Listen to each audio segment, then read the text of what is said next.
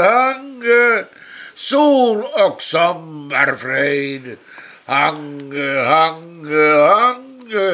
hos dig min längtan är över dig. Finnes en like på jorden, det är inte på hela jorden. Hange, hos dig är jag glad och nöjd. Jag ger dig, du ger mig.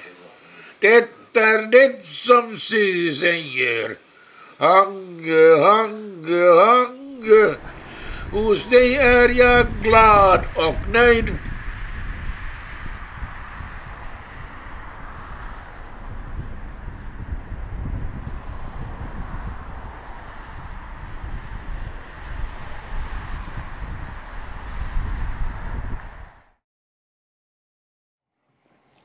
Tämä on Suomen jäähdytysalan museo, joka antaa läpileikkauksen kylmäteollisuuden kehityksestä sen alkuajasta tähän päivään asti. Tämä on tiettävästi ainoa ja täydellisin jäähdytysalan museo maapallolla. Ja kaikki suurimmat museot maapallolla Saksassa ja Amerikassa ovat kiinnostuneita tästä. Ja myöskin maailman museosäätiö Genevessä olivat täällä ja ihailivat tätä.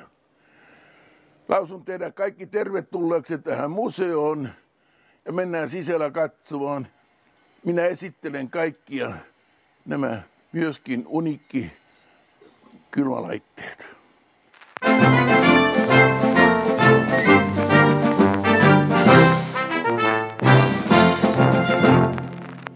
Arvoisat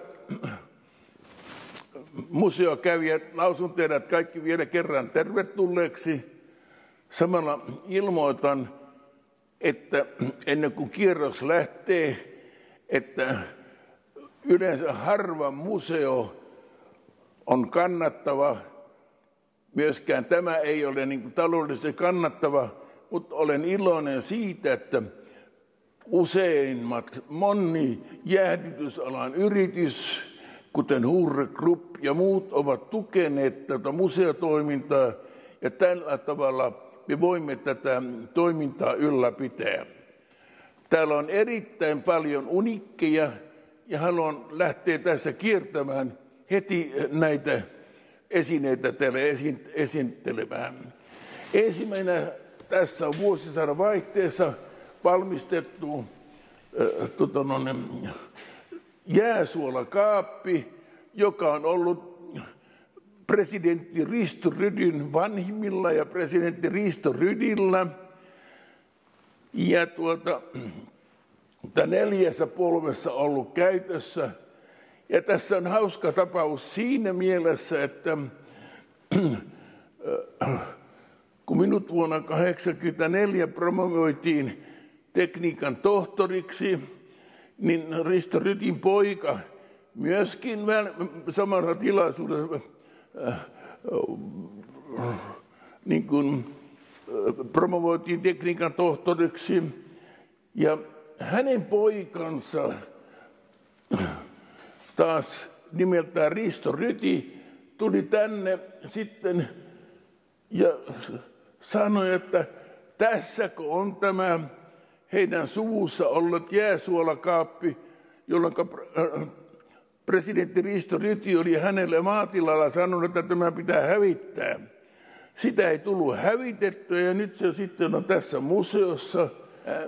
Tässä me näemme vuosisadan vaihteessa valmistettu Linde 100 000 kilokalorian yksisylinterinen makava kompressori. Jäähdytyskone, se täydellinen. Ja minä olen tämän sattumalta pelastanut erästä romukaupasta.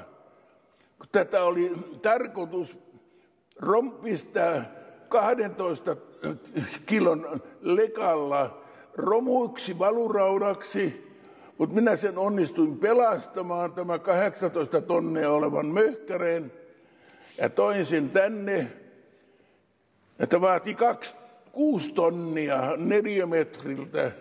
Lattia vahvisto, piti rakentaa erikoinen rakennus, ja 3,5 metriä huimapyörä. Ja tämä täysin kunnossa oleva, tämä on ollut Valiolla käytössä 1935-85. Mainittakoon, että Münchenin teknillinen museo halusi ostaa tämä minulta ja maksaa $1 miljoonaa, kun tämä on Saksassa ja kuuluisa jäähdytysalan uraurtaja Diplomi Linde on kylmäalan kehittäjä ja tämän kompressorin kehittäjä ja suunnittelija. Ja olisivat maksaneet $1 miljoonaa, mutta minä en myynyt, koska heillä ei ollut tämä, ja tämä on uniikki, toisin sanoen erittäin arvokas.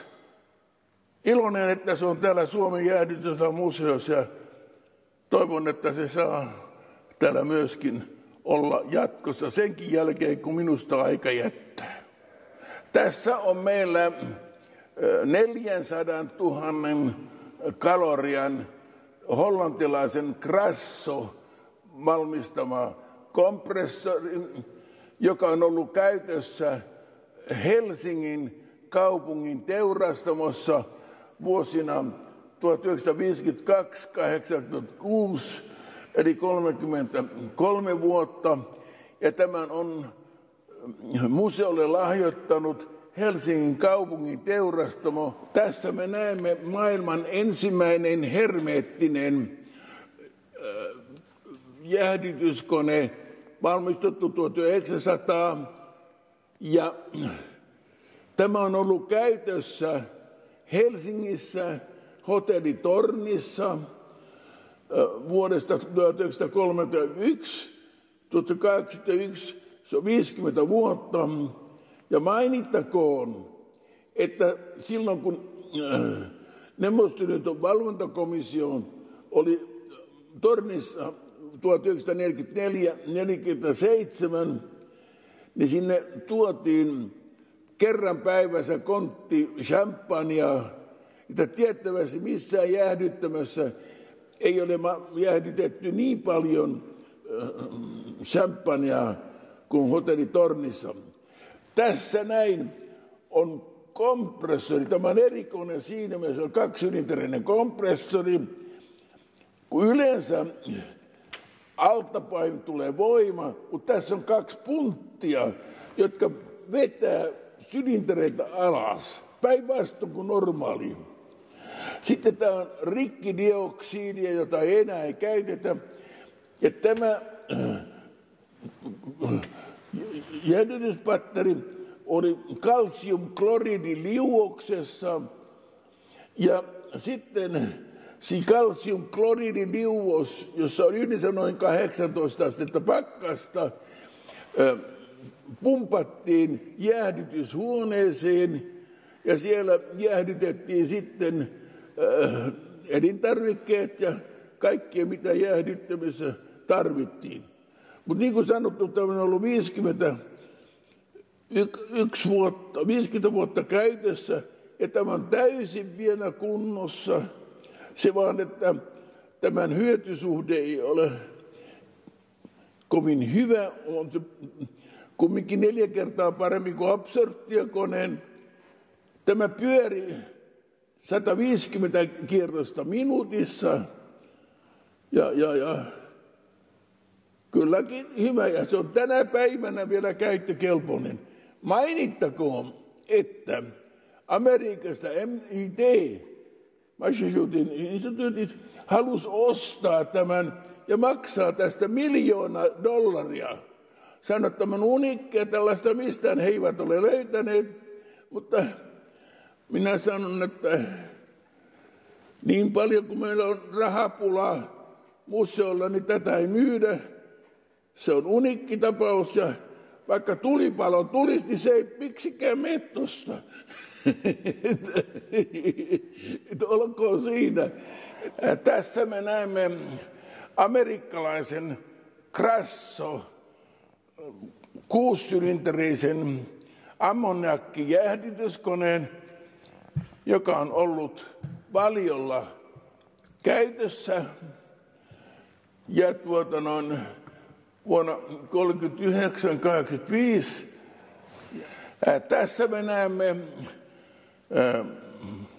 Sabroin valmistama 2-toiminen jäähdytyskone, jolla valmistettiin Porin olutpainossa jäätä, koska siihen aikaan ei ollut paljon niin sanottu virvoitusjuomia ja pullojäähdyttäjiä, niin aina valmistettiin jäätä ja sitten annettiin sen mukaan, montako koria oli ostettu erilaisia virvoitusjuomia, olutta, ja se oli hyvin kovassa käytössä. Mainittakoon, että minä olen itse ollut henkilökohtaisesti asettamassa tämän vuonna 1939 syyskuussa, oli liikennekannallepano. Mä olin silloin 19-vuotias asentaja, nuori asentaja. Opin saanut saksalaiselta teknikko Boschilta, kun olin Valio Oulussa asentamassa. Tässä on sitten 1-toiminen ammoniakkijäähdytyskone ja isoa jäähdytyshuonetta jäähdytettiin, jossa oli näitä virvoitusjuomia, ja jossa sitten trukolla vietiin ja tuotiin sitten autoon lastettavaksi. Se oli kovaa hommaa silloin 19-vuotiaalle pojalle, mutta olen onnellinen, että minä olen saanut sitä tehdä. Ja onnellisempi vielä, että minä olen saanut nämä koneet sitten tänne museoon. Tässä on tanskalaisen Kram-tehtaan valmistama ammoniakkikone. Niin kuin näette, Sabra on Tanskassa, Kram on Tanskassa ja tämä Krammi oli hankkijan välittämä. Ja mainittakoon, että minä olen tämän vuonna 1939 asentanut 19-vuotiaana ja mitä ihmeellisintä, minä olen vuonna 2010, siis 51 vuotta myöhemmin,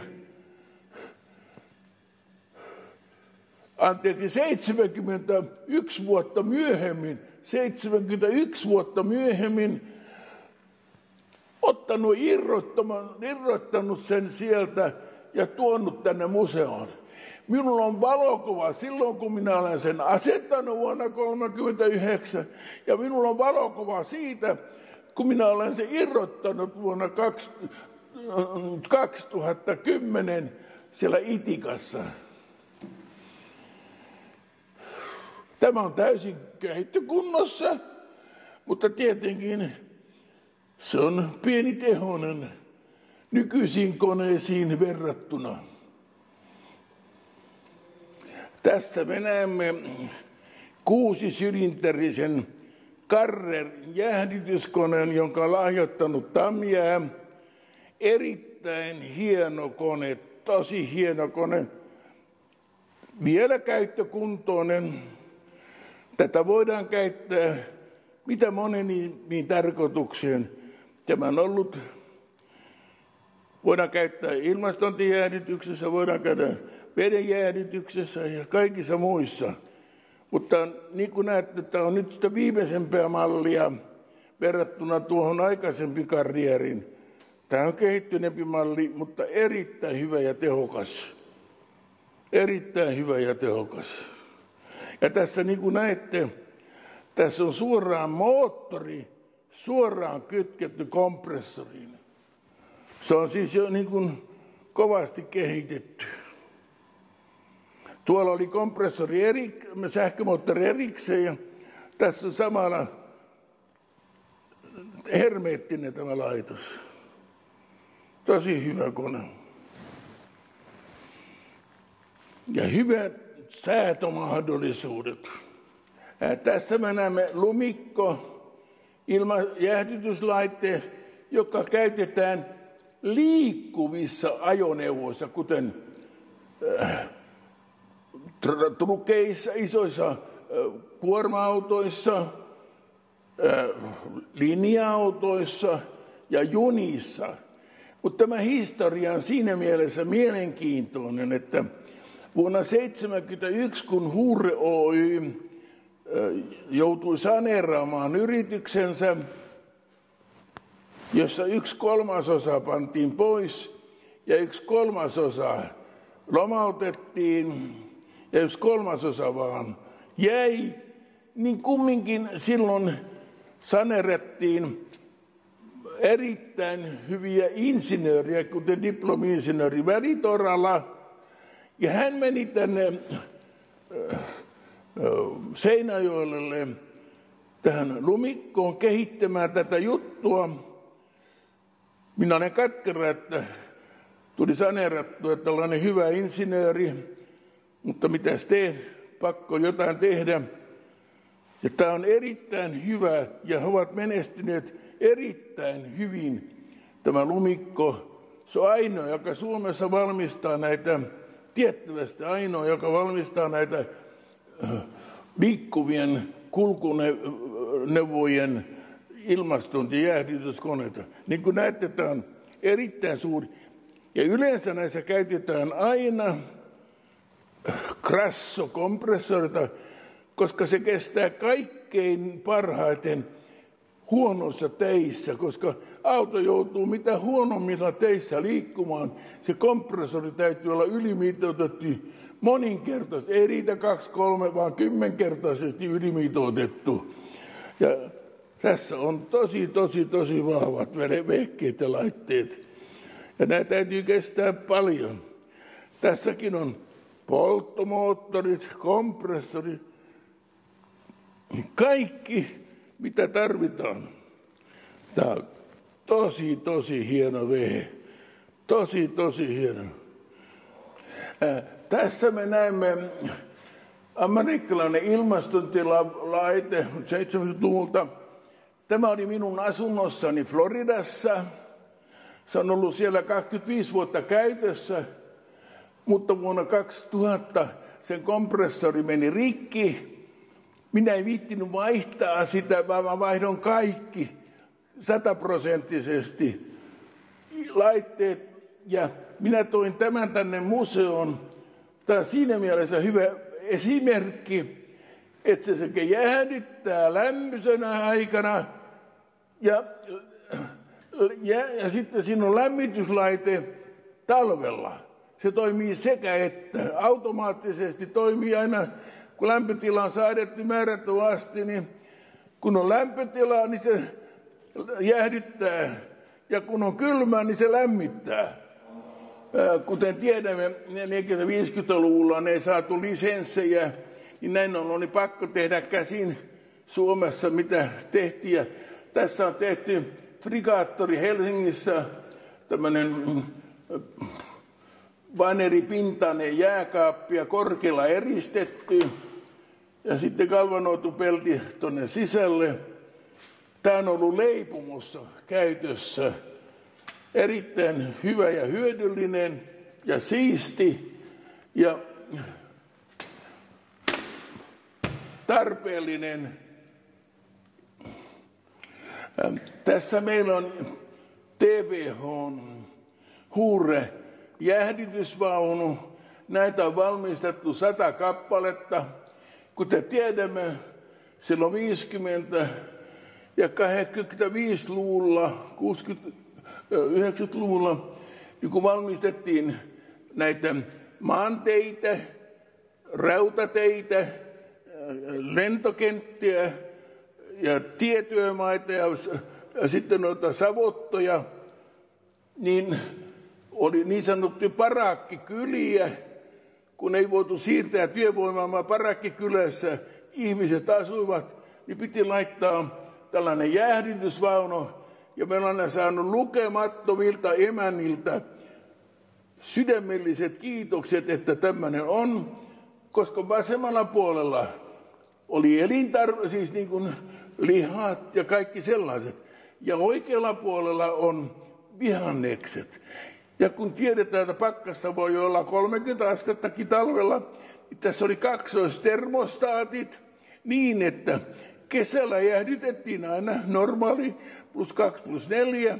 Ja talvella, vaikka oli 30 astetta pakkasta, niin se laitettiin lämpö päälle ja se piti lämpötilan taas 2-4 astetta. Että aina oli oikea lämpötila. Kun ajattelee, että näitä on 100 kappaletta valmistettu, tämä on ainoa, joka on jäänyt jäljelle. Syy, miksi on näin käynyt, kun tässä on puupinta. Siellä on korkkeeristys ja galvanoitupelti sisällä, mutta kun ei sitä ole ollenkaan hoidettu, niin toi puu lahos, mätäni ja se hajosi. Minä olen tämän saanut ostettua tuolta Kuopion tie- ja vesirannuspiiristä. Se on ainoa kone, joka on saanut piti ostaa, koska valtio ei voi lahjoittaa mitään. Piti jonkunlainen raha maksaa. Tässä meillä on jäähdytyskoneiston havainto- ja mittauslaite. Nimittäin 60-luvulla meillä oli pakko, kun huuri kasvoi voimakkaasti, 2 ammattikoulussa, Tampereen ammattikurssikeskuksessa, Pirkanmaan ammattikurssikeskuksessa kouluttaa erinalan ammattimiehiä ja Tampereen teknisessä opistossa teknikoita ja insinöörejä. Ja tämä me lahjoitimme Tampereen tekniseen opistoon havaintovehe, jossa saatiin kerrottua, kuinka jäähdytyslaite toimii. Tämän jälkeen meillä on tehty vielä parempi kuin tämä, jossa näkee myöskin, kuinka neste kiertää. Ja laitettiin semmoinen geenalasista putkistot. Tämä on siinä mielessä historiallinen kaappi, koska 40-50-luvulla tehtiin vaneripintaisia jääkaappia. Tämä oli nyt ensimmäisiä 60-luvulla, kun saatiin peltiä, niin peltipintainen. Tosin tämä on mustaa peltiä. Sen jälkeen tämä on mennyt sähkögalvanoituun, sitten galvanoituun.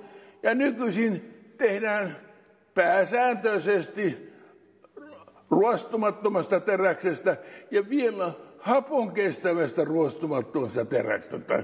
Se tarkoittaa sitä, että krominikkeliä, siinä on mangaania joukossa, joka se on hapon kestävää.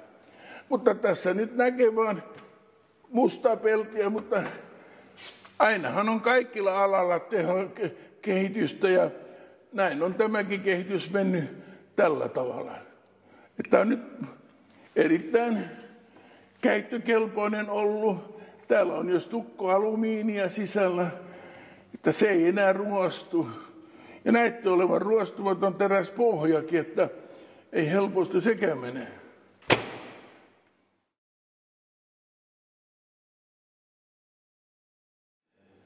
Mittari on 3 kertaa kiertänyt ympäri.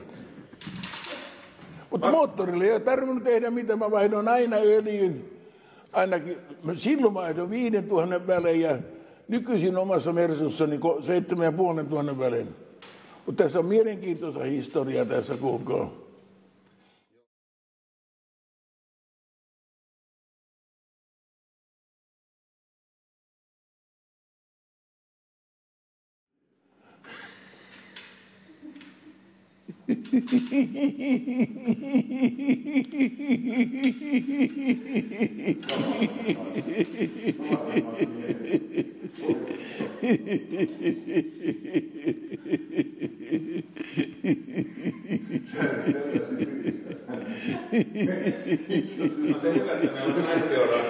Älä punastu.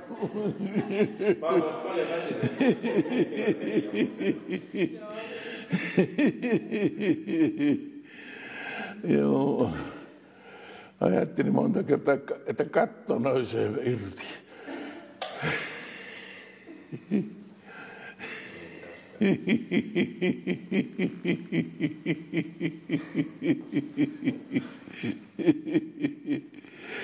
Täytyyhän meillä huumoriakin olla tässä.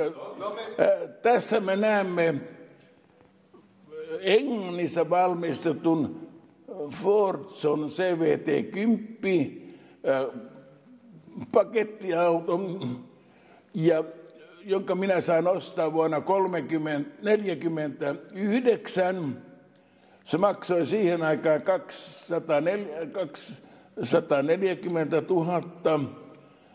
Ja mainittakoon, että me Huureilla oli silloin vaan vaimoni ja minä. Ja kun minä sain tämän auton sitten kovan väännön jälkeen, ja minä olin juuri valmistunut Ruotsista Stockholms Tekniska instituutista jäähdytyskoneteknikoksi, Suomen ensimmäinen jäähdytyskoneteknikko, niin minä mainostin sitten, että Suomen ensimmäinen jäähdytysteknikko Tampereella hoitaa jäähdytyskoneen korjauksia ja huoltoja, ja laitoin nämä mainokset. Ja sitten minä palkkasin heti yhden erittäin hyvän asentajan Asser Huovilan ja pyysin Asser Huovilaa 50% osakkaaksi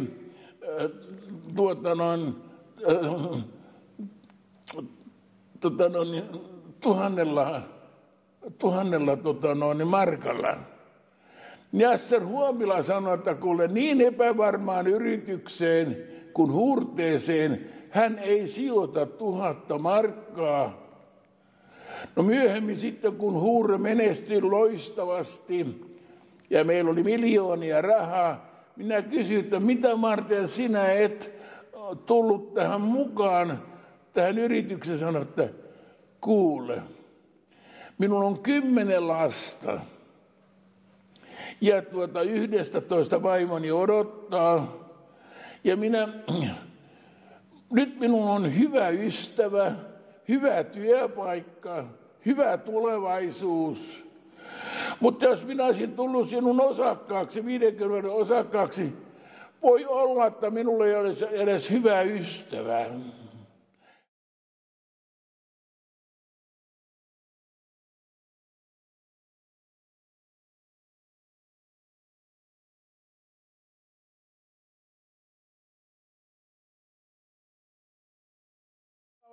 Huurteen menestys on tämä auto, ja mä olen erittäin iloinen, että mä olen saanut tänne museoon sen.